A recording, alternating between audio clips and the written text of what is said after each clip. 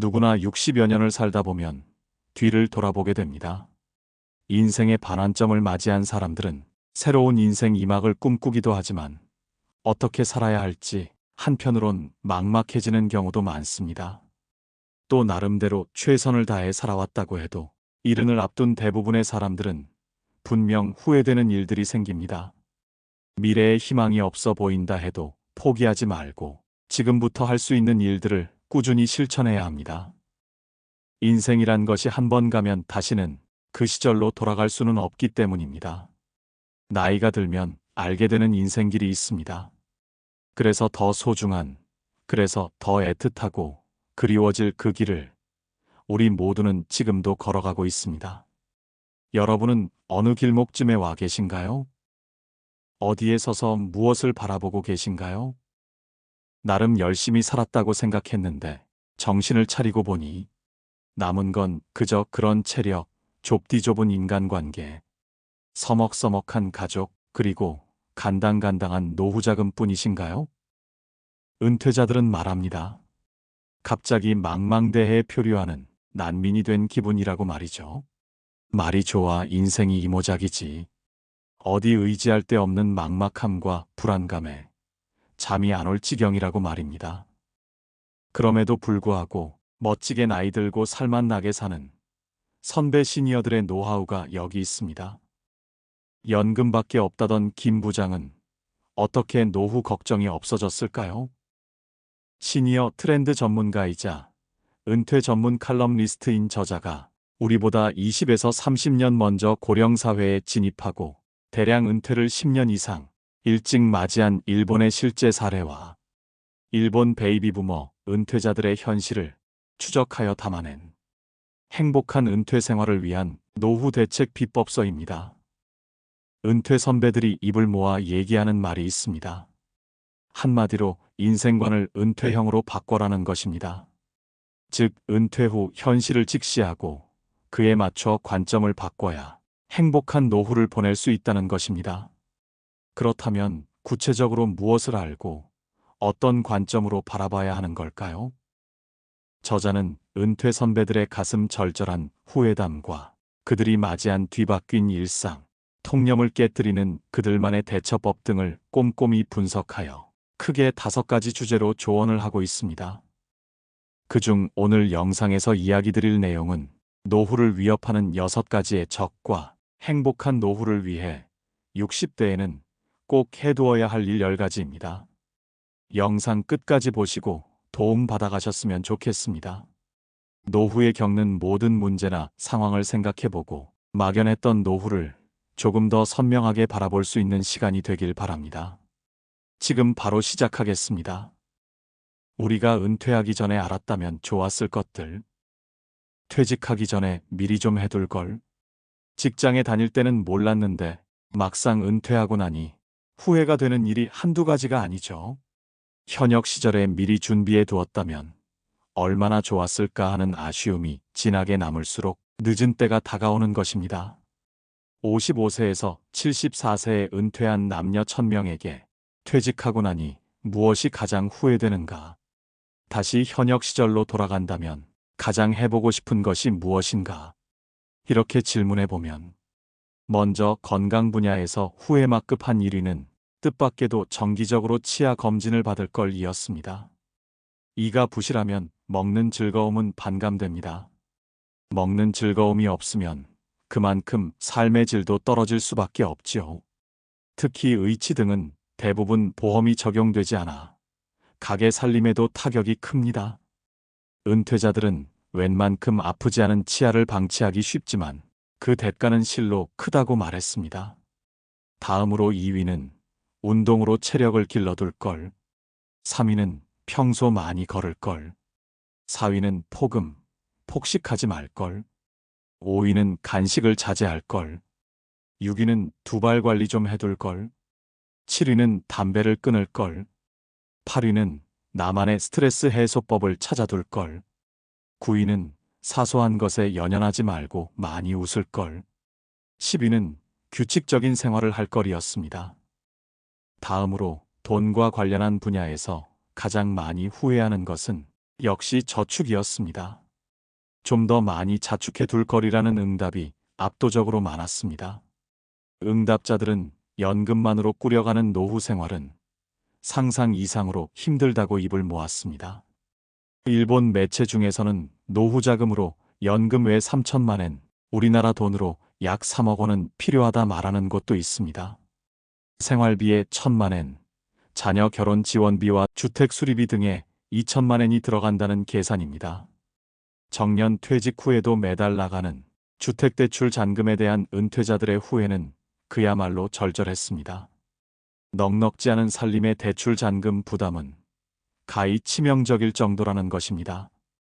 자녀 교육비 지출에 대한 후회도 만만치 않았는데, 자녀를 향한 재정 지원은 대학까지만, 유학은 자력으로라는 식으로 한계를 분명히 해둬야 한다고 은퇴 선배들은 당부했습니다. 돈과 생활 분야 후회막급 탑10. 1위는 저축을 좀 더 많이 해둘 걸. 2위는 다양한 분야를 공부해 볼 걸. 3위는 가고 싶은 곳에 자주 여행할 걸. 4위는 연금 생활에 맞게 생활 규모를 줄여둘 걸. 5위는 퇴직 후에도 활용할 수 있는 자격증을 따둘 걸. 6위는 다양한 분야의 일과 직업에 도전해 볼 걸. 7위는 개인연금에 가입해 둘 걸. 8위는 건강할 때 주변에 불필요한 물건들을 정리해 둘 걸. 9위는 요리 등 집안일을 좀 더 배워둘 걸. 10위는 퇴직 후 여가 생활을 위한 여유자금을 마련해 둘 걸이었습니다. 여가 생활 관련해서는 상당수가 평생 즐길 수 있는 취미를 가질 걸, 여행을 많이 할 거리라는 후회를 꼽았는데요. 취미 생활이나 여행 등으로 충분히 여가를 즐기지 못한 데에 대한 아쉬움이 진하게 묻어났습니다. 공부에 대한 미련도 의외로 많았고, 평생 일에만 얽매여 가족과 친구 등 인간관계에 소홀했던 점을 많이 후회한다는 것을 알 수 있었습니다. 일과 인간관계 분야 후회막급 탑10. 1위는 평생 즐길 수 있는 취미를 찾아둘 걸. 2위는 부모님과 자주 만나 얘기를 나눌 걸. 3위는 친구를 많이 사귀어 둘 걸. 4위는 자녀와 많이 대화할 걸. 5위는 결혼에 대해 좀 더 신중히 결정할 걸. 6위는 지역 사람들과 자주 만나 교류해 둘 걸. 7위는 회사 외에 매일 찾아갈 만한 곳을 만들어 둘 걸. 8위는 부부간에 자주 대화할 걸. 9위는 일은 적당히 하고 좀 더 많이 놀 걸. 10위는 뜨거운 연애를 해볼 걸 이었는데요. 이 리스트를 보면서 미처 생각지 못한 부분에 놀란 사람들이 꽤 있을 것입니다. 그것이 후회막급 리스트를 첫 번째 챕터로 정한 이유입니다. 은퇴 선배들이 후회하는 것들을 잘 체크해보면 무엇을 노후 준비의 초석으로 삼아야 하는지 명확히 보이기 시작할 것입니다. 노후를 위협하는 6가지의 적을 제거하라. 노후 자금을 충분히 마련했다고 해도 행복한 노후를 위협하는 적이 예상치 못한 순간에 등장할 수 있습니다. 일본의 한 잡지 기사에서 은퇴자들의 노후 생활을 힘들게 할 수 있는 잠재 위험 요소 6가지를 골라 소개했는데, 대부분의 우리도 노후에 맞닥뜨릴 수 있는 것들이라 생각합니다. 이 잠재 위험 요소를 노후를 위협하는 6대적이라 이름 붙여 정리해 보았습니다. 6대 위험 요인. 첫째는 연금의 감소. 둘째는 주택거래 불가능. 셋째는 의료비 증가. 넷째는 간병 비용 증가. 다섯째는 정년 연장 및 재취업 난항. 여섯째는 무직 자녀 케어입니다. 이 기사에는 각 위험 요인의 퇴치법도 함께 제시하고 있습니다. 줄어드는 연금.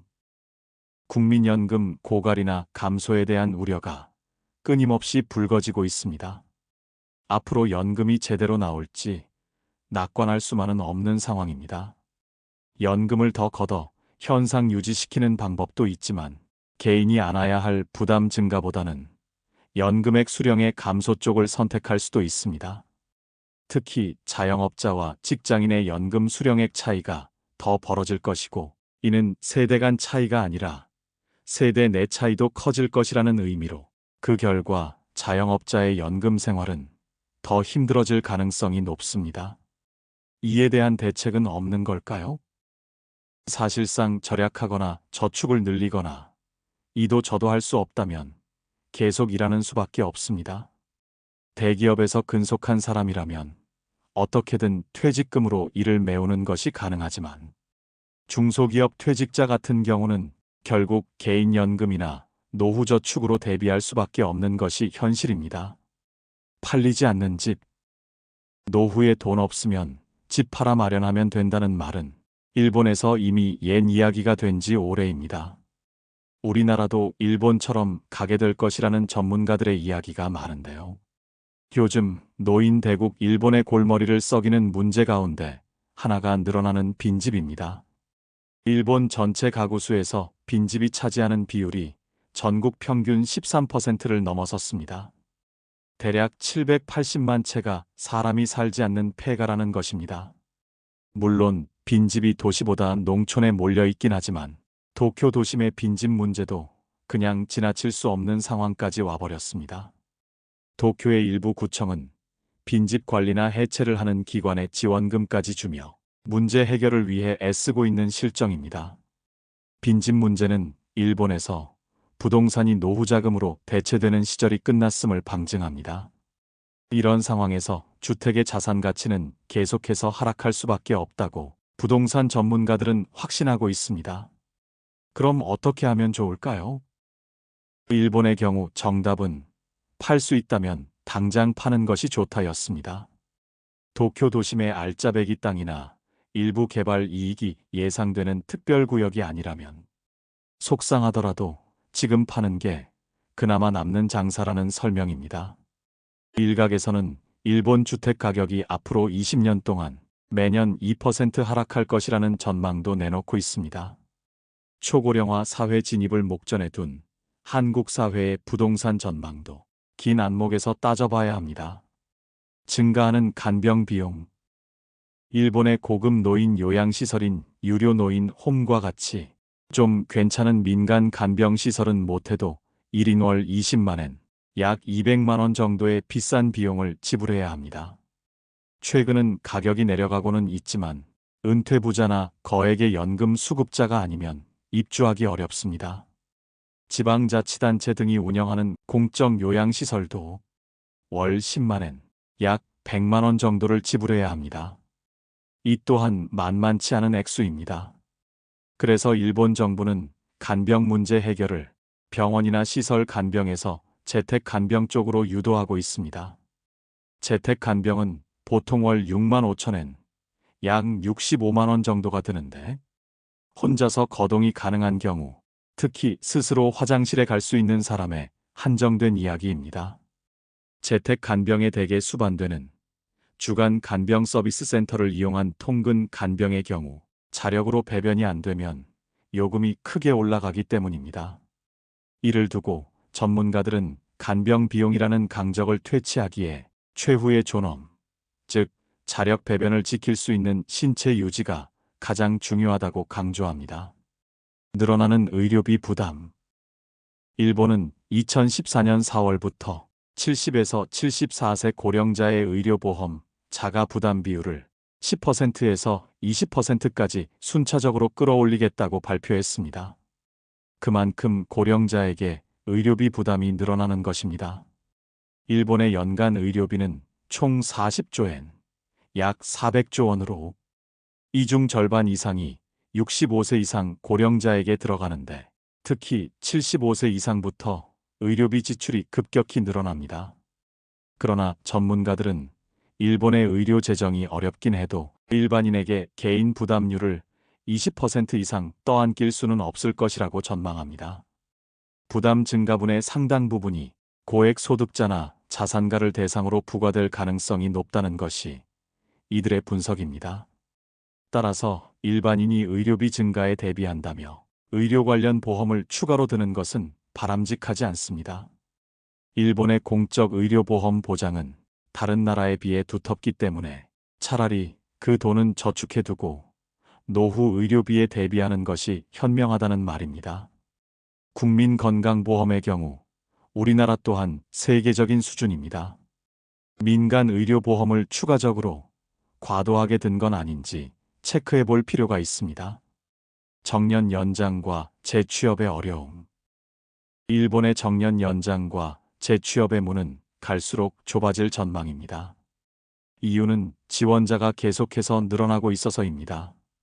2013년 일본은 고령자 고용안전법 개정안을 만들어 65세 정년을 의무화했지만 대부분의 기업이 정년 연장보다는 정년 후 재고용 쪽을 택하고 있습니다. 정년 후 재고용 시장도 그리 낙관적이지 않습니다. 재고용이라고 하지만 처우는 냉혹한 것이 현실입니다.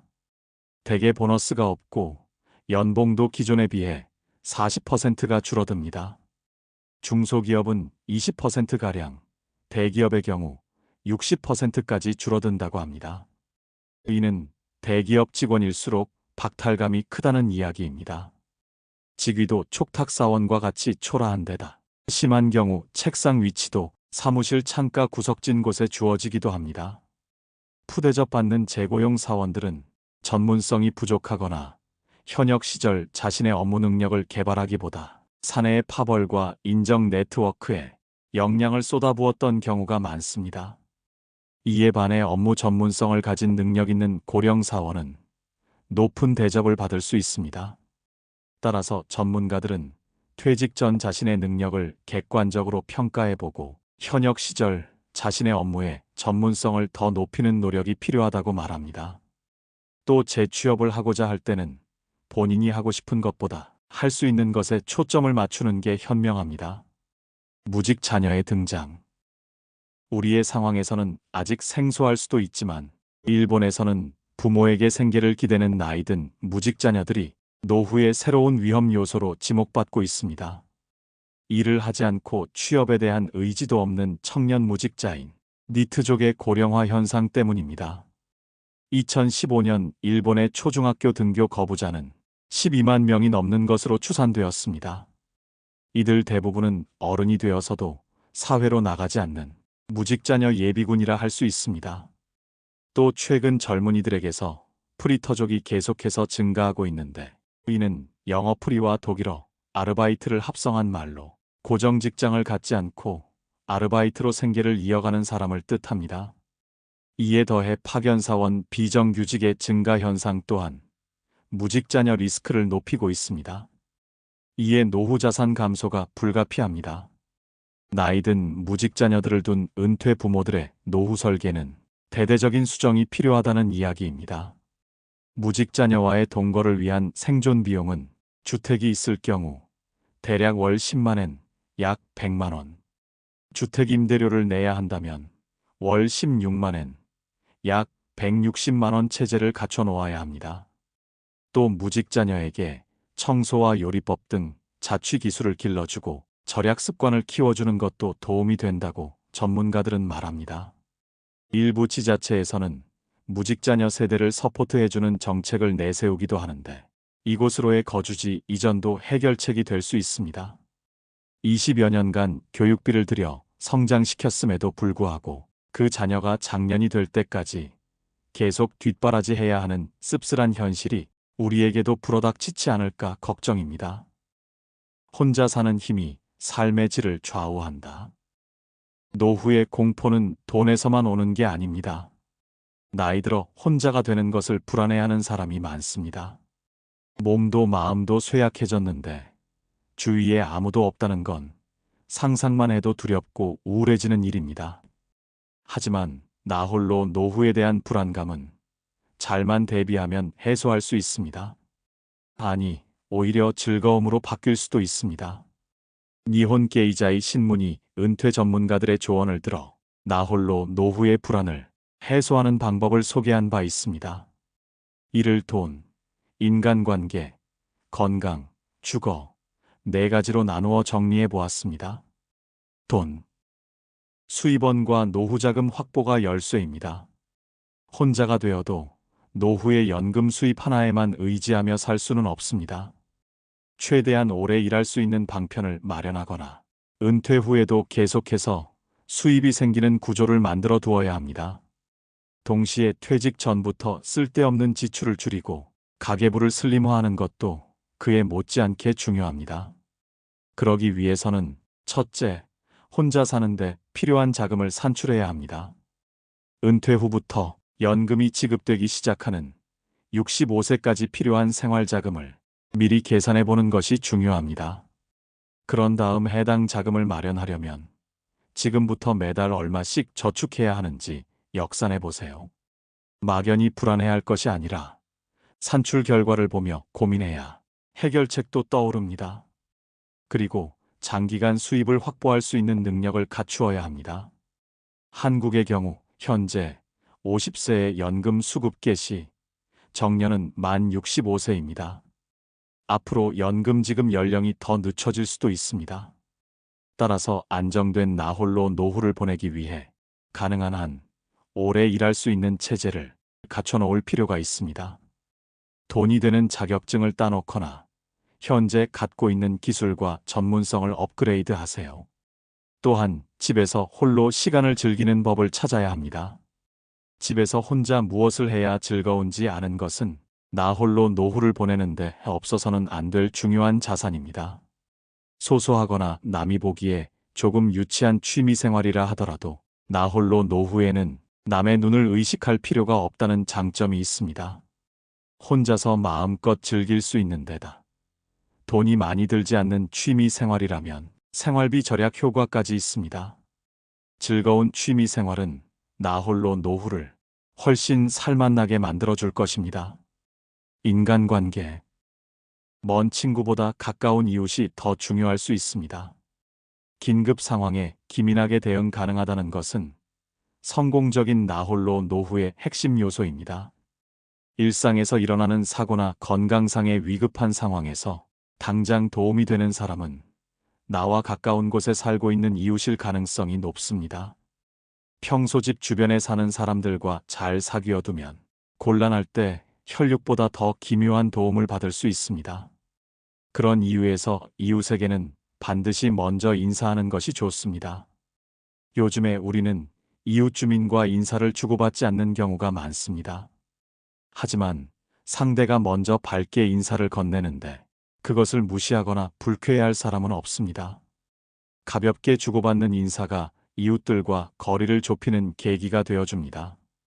지역 행사에 적극 참여하는 것도 좋습니다. 어느 날 갑자기 지역 주민 활동에 얼굴을 불쑥 내미는 것은 상당한 용기가 필요한 일이지만 용기를 내어 뛰어들어 보세요. 그것이 당신의 노후 인정 네트워크를 넓혀줄 것입니다. 건강. 장기 입원 환자 신세만은 피해야 합니다. 나 홀로 노후의 가장 큰 적은 질병입니다. 가능한 한 병원이 아닌 집에서 오래오래 생활할 수 있도록 건강에 세심한 주의를 기울여야 합니다.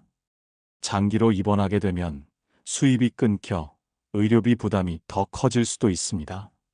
평소 건강한 생활 습관을 유지하면서 장기 입원하는 상황이 발생하지 않도록 미연에 방지하는 것이 현명합니다. 그러기 위해서는 일할 수 있는 건강한 몸을 만들어야 합니다. 건강은 노후 생활의 중요한 자산입니다. 올바른 식생활과 꾸준히 운동하는 습관을 갖도록 노력하세요.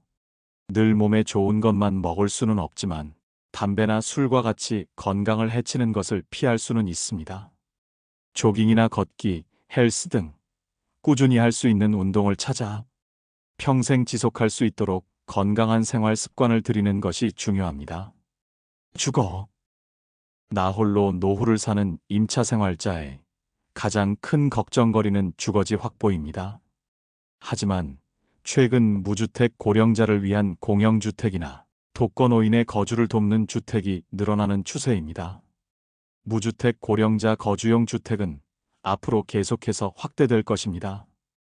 혼자 사는 사람이 꼭 집을 소유해야 한다며 조바심을 낼 필요는 없다는 이야기입니다. 그리고 거주지를 고를 때는 가족 아파트를 택해야 합니다. 혼자 사는 사람들은 집을 고를 때 싱글 거주자들이 많은 아파트를 선호하는 경향이 있습니다. 하지만 나 홀로 노후가 예상되는 사람일수록 가족 구성원이 주로 거주하는 아파트를 선택하는 게 낫습니다.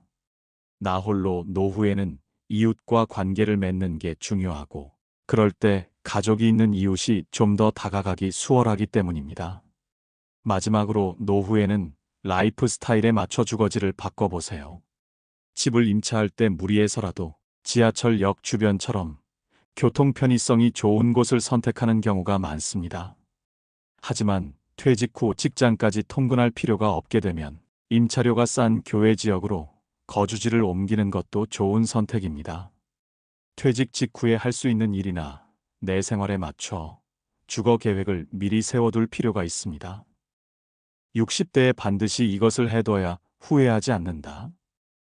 은퇴 후 새로운 인생이 시작되는 60대, 인생 2막을 앞둔 사람들은 어떤 자세가 필요할까요?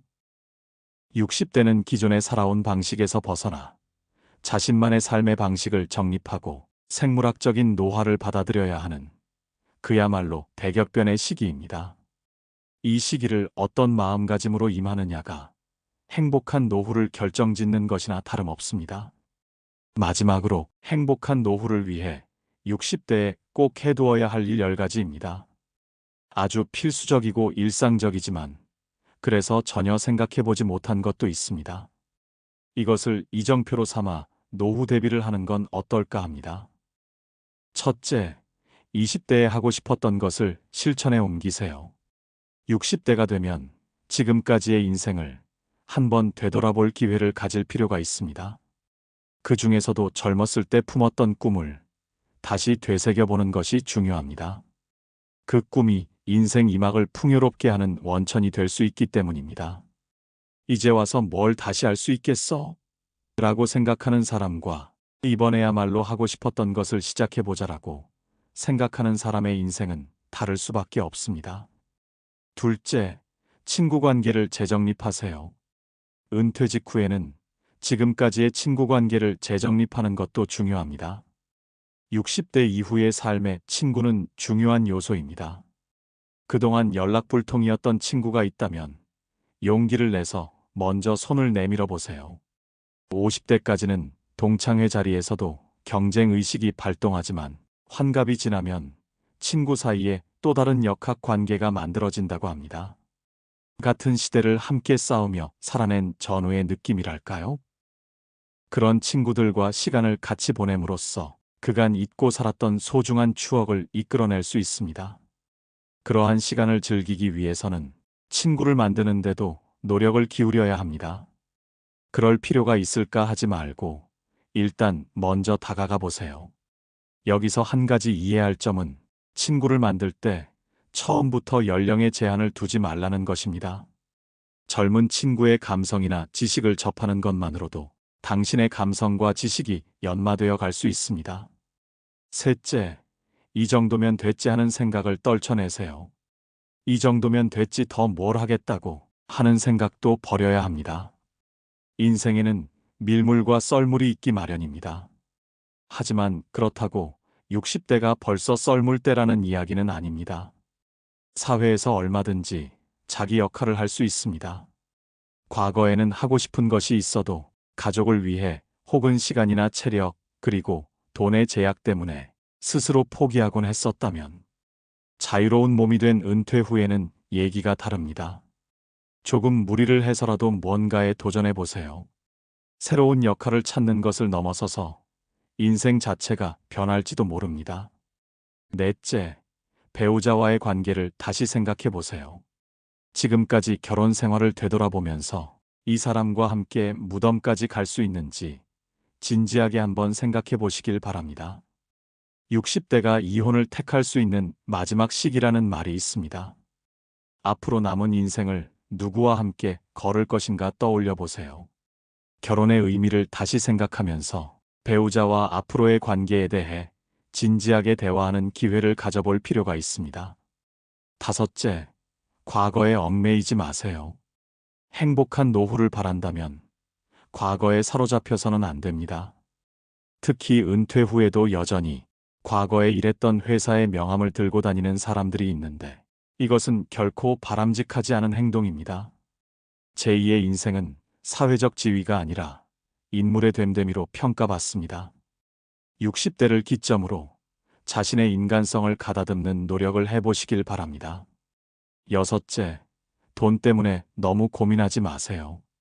60대가 가장 고민하는 것 중 하나는 정기적인 수입이 없어지는 것입니다. 연금만이 유일한 수입원일 경우에는 당연히 돈 걱정이 많을 수밖에 없습니다.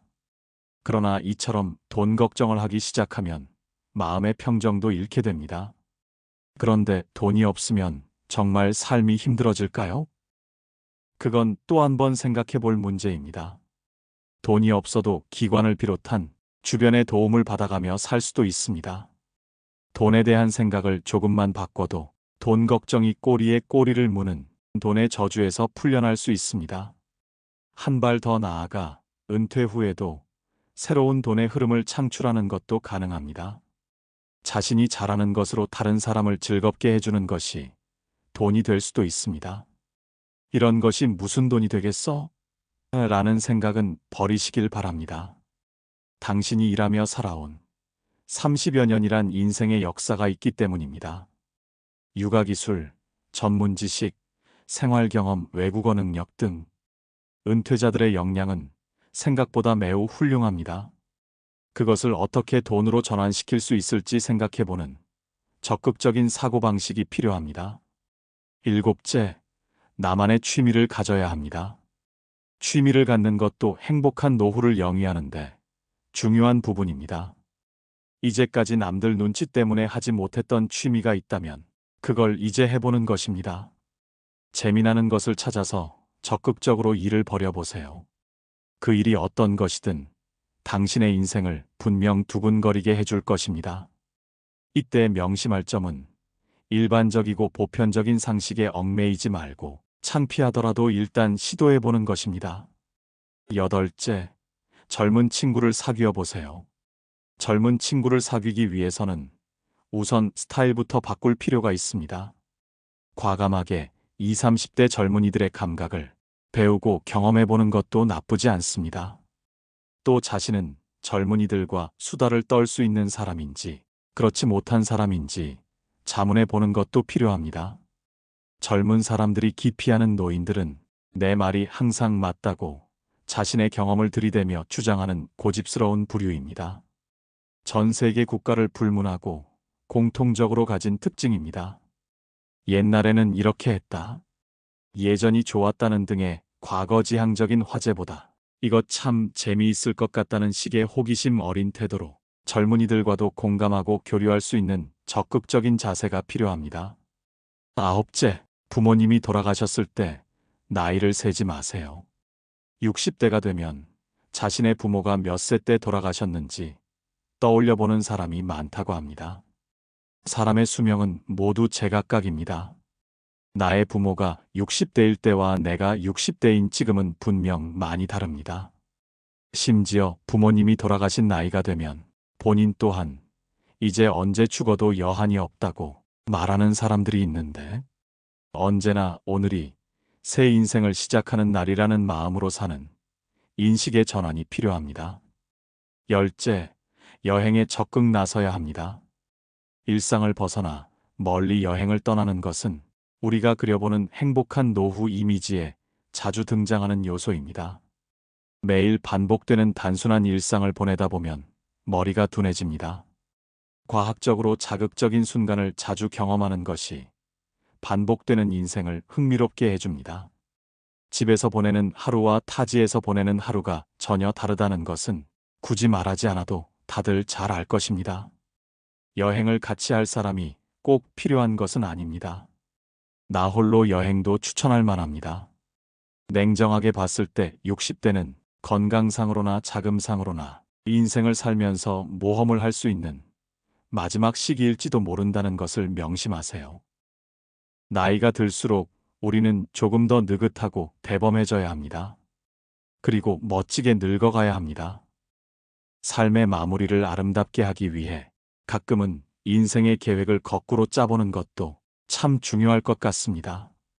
은퇴 후 우리에게 주어진 10만 시간 동안 막막해하고 불안해만 하기보다는 유쾌하게 풀어가는 지혜를 발휘해 보시길 바랍니다.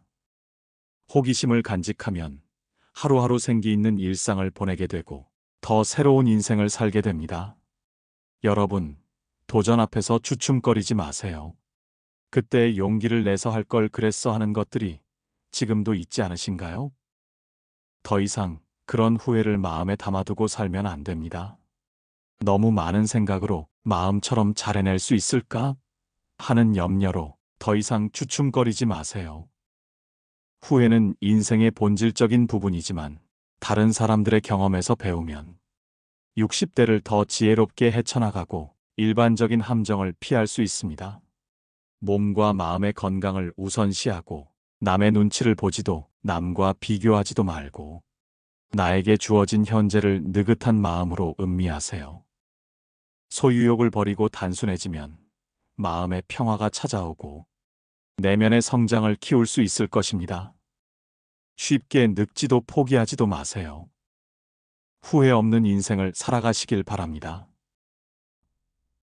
이상으로 나이들매 품격이었습니다. 황금빛으로 물들어가는 여러분들의 행복한 인생 이막을 응원합니다. 오늘 영상이 도움이 되셨다면 구독과 좋아요 부탁드립니다. 끝까지 시청해 주셔서 감사합니다.